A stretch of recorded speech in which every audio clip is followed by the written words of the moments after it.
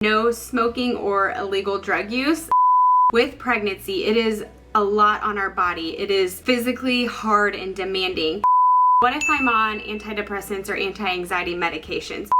So no one's trying to be mean here and say, hey guys, and welcome back to our channel. Now that we are in our second surrogacy journey, we're getting a lot more questions on the process of surrogacy, how to become a surrogate, what are the requirements you have to meet in order to become a surrogate. And today I want to talk all about the requirements to see if you would be a good fit to become a surrogate. Now these are pretty standard whether you go independently as a surrogate or you go through an agency, standard across the US. And so I'm just going to go down the line, and then at the end I'm going to share a few thoughts of my own. So first up, this is one of our biggest questions is, do you have to have kids in order to become a surrogate? Point one is you have to have at least one previous successful pregnancy with no more than 5 vaginal births or 3 cesarean deliveries. So think about it this way. If you were about to get married and you were looking for someone to bake a cake for you, would you hire someone who has never baked a cake before? Probably not.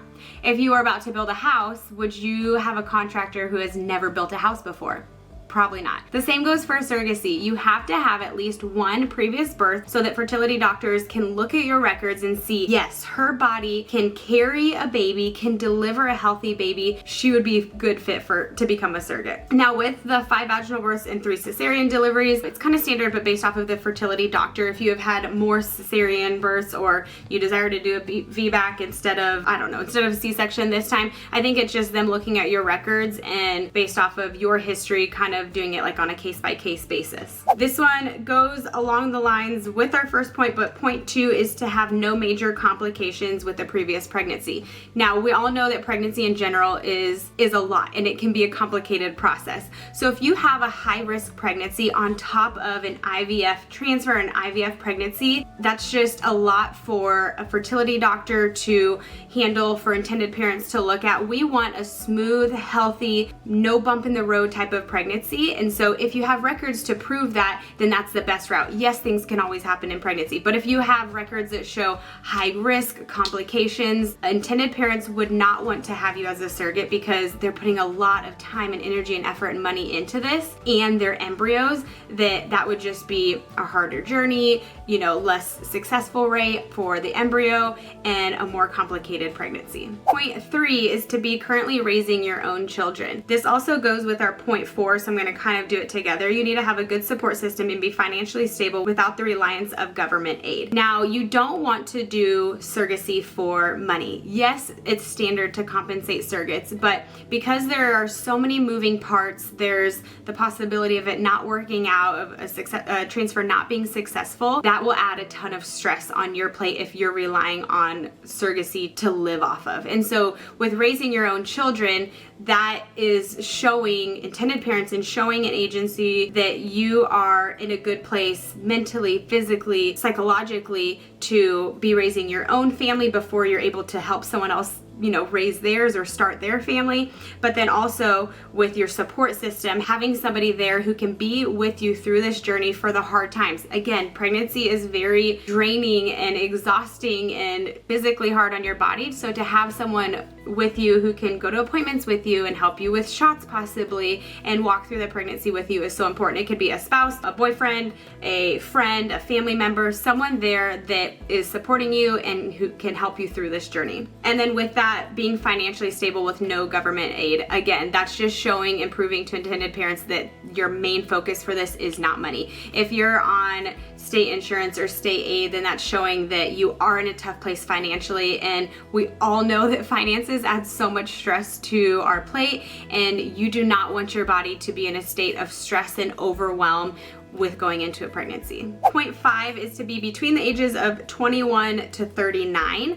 We have seen, especially with social media and surrogacy becoming more common these days, we have seen people become surrogates who are older, like a mom being a surrogate for her daughter, or a friend or a family member becoming a surrogate for someone they know that they're older. And if their fertility doctor clears them, then great. The standard or typical age of a surrogate is 21 to 39. 21, I think we all know you're getting out of that high school years, you're maturing, you're becoming an adult, you've had kids of your own, and then getting to 39, a little bit older, means a higher risk pregnancy, possible complications with baby, and so 21 to 39 is the most optimal ages to become a surrogate. Point 6 is most doctors will require you to have a BMI of 33 or less. With pregnancy, it is a lot on our body. It is physically hard and demanding.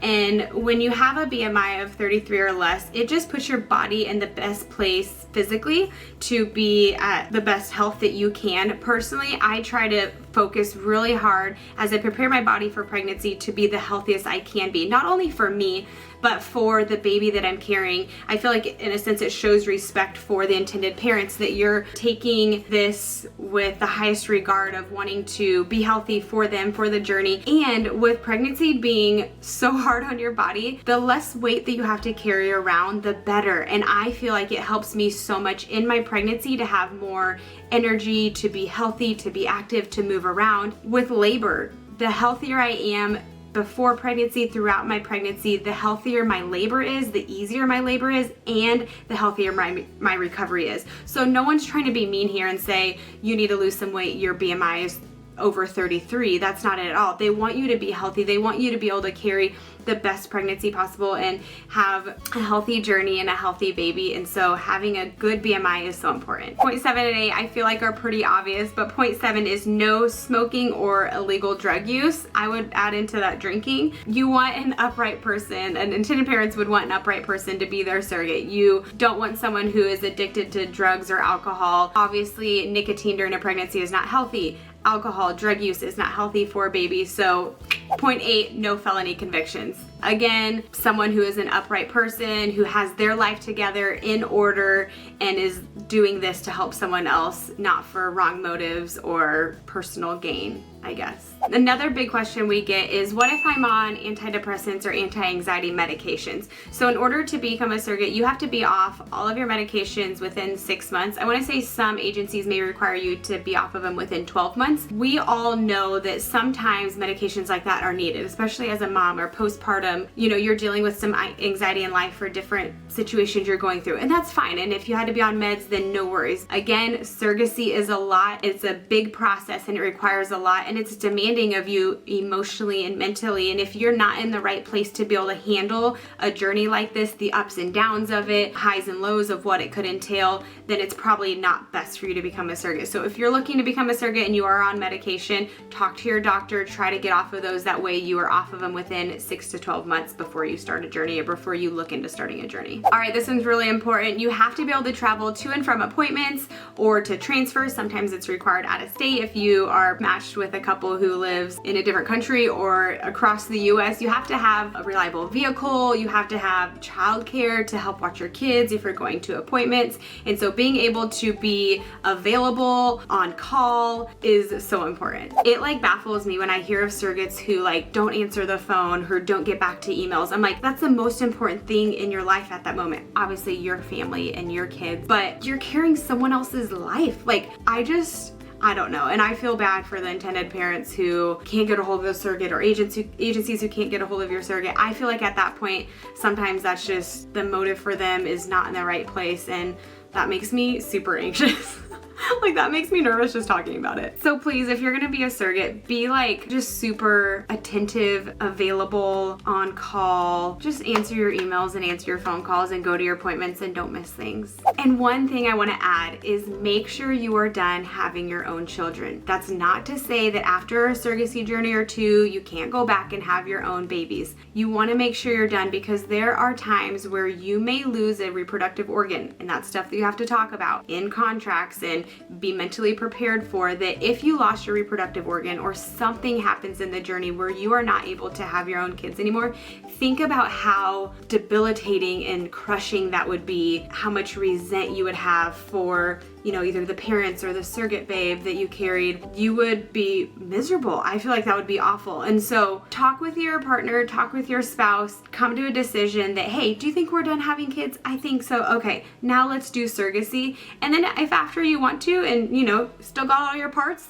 do it. Deciding before that you are done having kids is so important, just in case something happens. We all don't want that to happen, but just in case. Anyways, I hope that clears some things up on what are the requirements to become a surrogate. If you're interested in becoming a surrogate and you are wondering if you meet those requirements, down in the description there is a 5-minute quiz, super easy and quick, to see if you meet the requirements and if you would be a good candidate for surrogacy. So excited to continue sharing our journey with you. If you don't already, you can follow us on all platforms at We Are Dan and Sam, and don't forget to like and to subscribe to this video to stay updated on everything we're doing. In the coming weeks, I'll share all about the process of surrogacy and how to become a surrogate and how that you start that process. We'll see you guys.